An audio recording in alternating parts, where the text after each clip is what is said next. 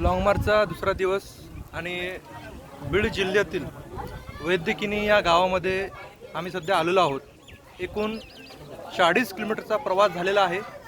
दुपारचे 2 वाजलेले आहेत। या ठिकाणी वैद्यकिनी या गावातील भीमसैनिकांनी या ठिकाणी अतिशय दर्जेदार पद्धतीच्या जेवणाची व्यवस्था या ठिकाणी केलेली आहे।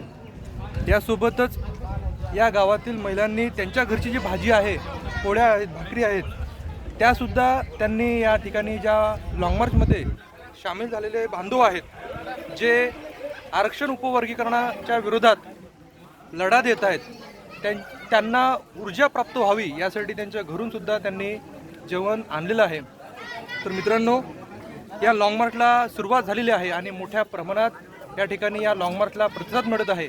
आपलं गाव, आपला तालुका, आपलं शहर जेव्हा कधी येईल तेव्हा या लॉंग मार्चमध्ये तुम्ही सुद्धा सहभागी व्हावे आणि सोशल मीडियाच्या माध्यमातून या लॉंग मार्चला मोठ्या प्रमाणात तुम्ही शेअर केलं पाहिजे।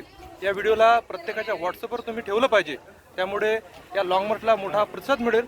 तर मित्रांनो, कनेक्ट रहा। या लॉंग मार्चच्या प्रत्येक अपडेट तुम्हाला प्रबुद्ध टीव्हीच्या माध्यमातून मिळत राहते। नमो बुद्धाय, जय भीम।